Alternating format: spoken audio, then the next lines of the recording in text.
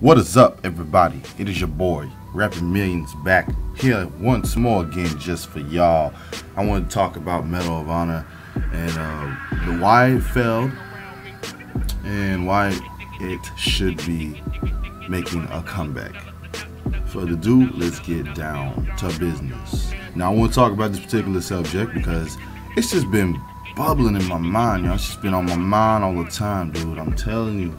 And Medal of Honor is a franchise that I don't want to be forgotten, but it could happen because EA's bitch ass likes to sit there and fuck around with people. Now, the reason I want to say this, and I want to get this out of my chest, y'all. Medal of Honor is one of those franchises that was one of the bases of FPSs. It really revolutionized the way we started playing first-person shooters, I guess you could say.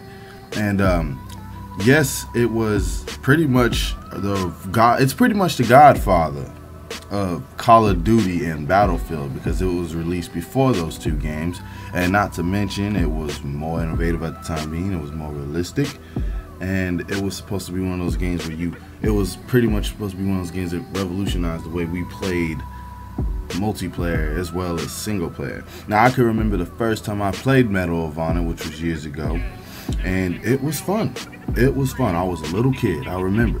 I was probably like 8 or 9, maybe 10. No, I shouldn't have been playing the game in the first place, but hey, I actually learned something out of it because the game actually showed real history footage. It actually had a game that was actually based and focused on World War I as well as World War II and other situations as well. And it was really cool how it really entwined all that and really got you sucked in with the gameplay, and you actually learned something.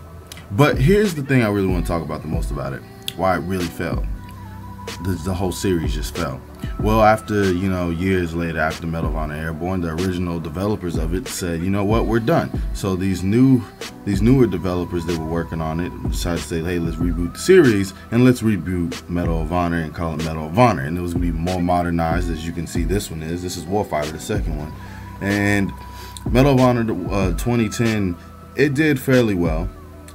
Did a little bit better than Medal of Honor Warfighter because it was co-developed by DICE, who did the multiplayer, and then Danger Close did the whole single-player ordeal.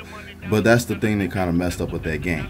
Since DICE had such a different take on the multiplayer compared to the control scheme and everything that was with the actual single-player, shit hit the fan, and people were mad confused, and you really had to learn how to play the multiplayer differently from the single-player because the controls were just not the same. Because when you played the multiplayer, it was like playing Battlefield Bad Company. Or should I just say, yeah, Battlefield Bad Company controls. And if you're playing the story mode, it was like playing with, I guess you could say, Call of Duty controls. But I say Medal of Honor's classic controls because they were the originators of the control scheme in the first place. But that kind of threw everybody off. So when people played it, they were a little pissed about it. But then the multiplayer, though, was solid. The single player I thought was solid. It actually made me break a tear. And then like I said, the multiplayer itself was fun because it was fun, it was immersive, it was innovative, it was very realistic. Every gun's in that game, every gun in the match, despite the limited amount they had and the limited DLC the game got, was actually very cool. It actually felt different from any other multiplayer I've played out of these current FPSs. It actually sucked me in, and everybody actually worked together as a team. Now, Medal of Honor Warfighter, of course, break that down real quick, was completely developed by Danger Close. But here's what the fuck happened and why the franchise is. This is where it fell flat on its fucking face. Because EA's bitch ass was too scared to take some controversy because supposedly the game had some points in there where I did my research on this years ago. And if you think my shit's wrong, I'm serious. Look this shit up because it's still out there unless the EA decided to take it down. But the reason Warfighter failed and they just said let's just scrap the whole series in general was because they this is what they did. They fucking stopped supporting the game at launch. They said, no, fuck you, we're not dealing with this, because supposedly the game was getting a lot of controversy because supposedly some people were saying it had something to do with the Osama bin Laden raid, which if you play the story mode, they did kind of cover that up a little bit, but it technically was in a way. It technically was. They just changed the guy's name.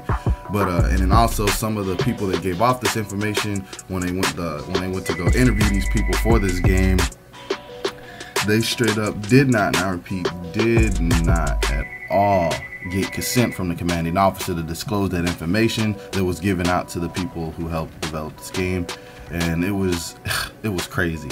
So then EA dropped support, Mechanic X dropped support, all like main manufacturers of the products such as the H&K 416, the Mechanic X gloves, Oakley's, all that stuff, Condor, all these other, you know, are like military brands that actually help, you know, name brands that actually help out with military equipment and gear and allow people to get access to use it and sponsor the game, just back down as well because EA told them to.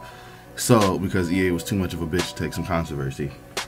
So then after that, the game failed. Nobody wanted to look at it twice, and then they stopped supporting it with DLC. The only DLC the game got was the Zero Dark 30 DLC, as well as the shortcut packs, which came out mad fast. So then they said, fuck it. And then everybody just sees Medal of Honor Warfighter as this incomplete game too. Well, I'm not gonna lie, the game was incomplete, but not completely incomplete. It was only like 85% done, and that's the truth. Because the game was actually running more solid than what Battlefield 4 fucking ran at launch, and fucking it didn't take them a whole year to get a chance to do anything with it.